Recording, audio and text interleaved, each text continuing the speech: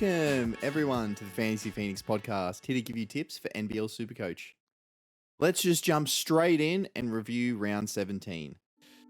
Another bit of a slide this week with a score of 373. Lamb as our captain was not the best outcome, but our trade-ins of PJC and Will McDowell-Wyatt were solid and are going to be needed the rest of the way. We had a bye in the head-to-head Podmasters Cup League thanks to finishing on top, so we now come up against Banksy from the Basketball Blokes, with the winner going straight through to the grand final and the loser having a second chance next week. Let's see how we go. This round is a bit of a tricky one. Only two teams on the double in Adelaide and Tasmania, and neither of them has a double for the rest of the year after this week. If you're playing for overall rank, you're going to need some of these double guys if you don't already have them. The other option is for those of you that don't need a league win this week, you could potentially just focus on the last two rounds of the year. With all that in mind, let's take a look at some players to potentially trade in or out. I'm going to do something a little bit different this week. Rather than just looking at one player to buy, sell, keep or avoid as per usual, let's take a look at the relevant guys on the double, and if you're trading them in, which ones you should look at and why.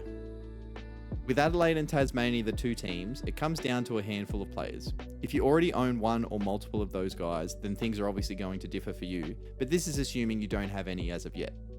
From Tasmania, I'd realistically only be looking at Crawford, Doyle and Magnay, and then from Adelaide we've got DJ, Kell, Wiley, Humph and Marshall. To compare them, we need to look at their price, their recent form, their matchups this week, and even their break-evens. Jordan Crawford, 275,600. He's got a break-even of 67. His last three average is just over 23, and his average against this round's opponents, 32.25. Milton Doyle is nearly 33,000 more than Crawford. He's got a slightly lower break-even of 59. His last three is slightly higher though, with 26, and his average against the opposition is 31.75, and that includes a massive 46 points against Cairns. It's pretty hard to split those two, but then when we look at their other option, Will Magnay, 280,600. His break-even is only 40. His last three, 30.67. But you'll see here that he only averages 16.5 against his current opposition. But that includes his first three games of the year with lower minutes and form coming back from that injury and finding his place in the team. He also only played 11 minutes against Cairns last time out, but scored 25 against them. Another thing to consider here is Majuk Deng has been ruled out, so that should hopefully help his minutes. Moving across to Adelaide, you've got DJ at 288,300. His break-even's 46, with a last three average just over 23 and an average against the opposition only just over 21. He has not scored well against Tasmania, but that's also a trend with the 36ers. So Kell is the most expensive player on this list, and he's been in some ripping form.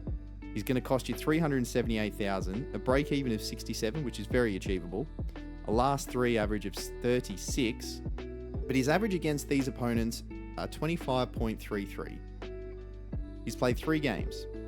He had a 39 and a 35 against Sydney and a 1 against Tasmania.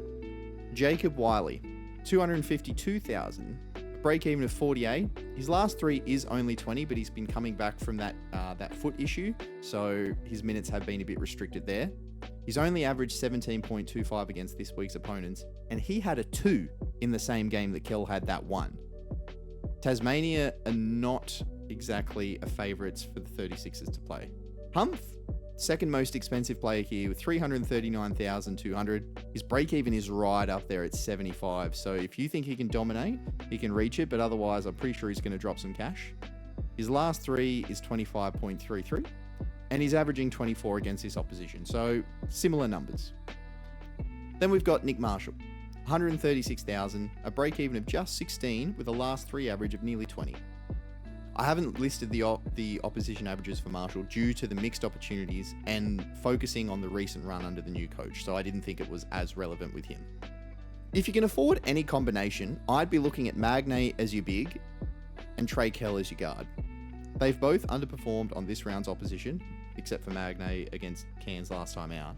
But recent form, particularly from Trey Kell, has been fantastic. I think Doyle and Crawford are the next best options.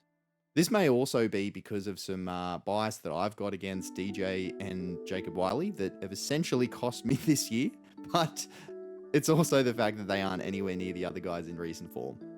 If you need a cheaper player along with one of these bigger guys, I would go Marshall. He's the cheapest player of this lot, and he should be impacted the less by Wiley building more and more minutes back, as opposed to Kyron Galloway. If you don't own him, I'd probably avoid Isaac Humphries due to that large break even, and the probable lost cash could stop your ideal moves in the last 2 rounds. In terms of captains, we've got to look at someone from one of this lot. I think Kell is going to be the most captained, especially higher up the rankings, but both of these teams and their opponents all need wins, so I think their games are going to be hotly contested and hopefully some high scoring, so any one of these main guys could be a viable option, especially if you want to try to go against the pack. If I had to rank them, I'd probably go Kell, then Doyle, then Magnay, and then Humph. Like I mentioned earlier, the trade-ins of Will McDowell-White and Parker Jackson-Cartwright were ticks. It did come at the cost of DJ for a weaker position this week, but with how I was sitting in terms of leagues and ranking, I was happy to make that move. This week comes down to how I want to go after the last few weeks. One option is Armstrong and Klintman out to a basement or pretty low price player, and then either a Magnay or a Crawford type in for this week. With Sam Frolling's high break even, I could also move him down to say Magnay and use that cash to go a type in up to a good option for the last 2 weeks or even this week. And then the other option is to just essentially completely ignore this week, just throw the captaincy on Isaac Humphries, who is my only double game week player this week, and really focus on those last 2 rounds. I'm yet to decide on which way I'm going to move, but as always, I'll post the final moves on X, so if you aren't already, make sure to be following us at FantasyPhoenix_.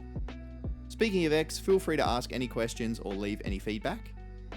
Thank you so much everyone for listening or watching, depending on where you tuned in. If you enjoyed the video or it was helpful, please hit that like button and subscribe to the channel, or tap that follow button on Spotify. It's sincerely really appreciated. With the first season of NBL SuperCoach slowly coming to a close, our attention's going to start turning to the winter sports. In particular, the one that I'm going to be most involved in, AFL.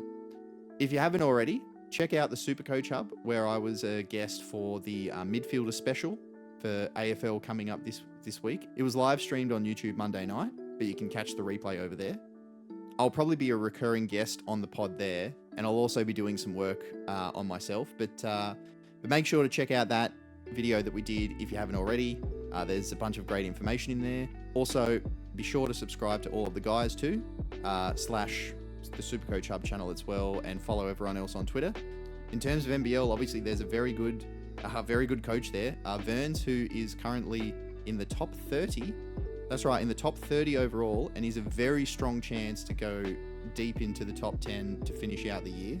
Make sure you're following him and his progress. Chuck him with a follow on Twitter, and obviously subscribe to the YouTube channel as well. He uploads these NBL videos weekly too, and there's some good information in there. So make sure, if you're interested in other sports, particularly AFL, to keep an eye out on X and the YouTube channel. There's going to be some content for that coming out soon. Good luck for round 18 though, and if you're in any league finals, hopefully you can get that dub and move on to the next round. We'll see you in the next episode.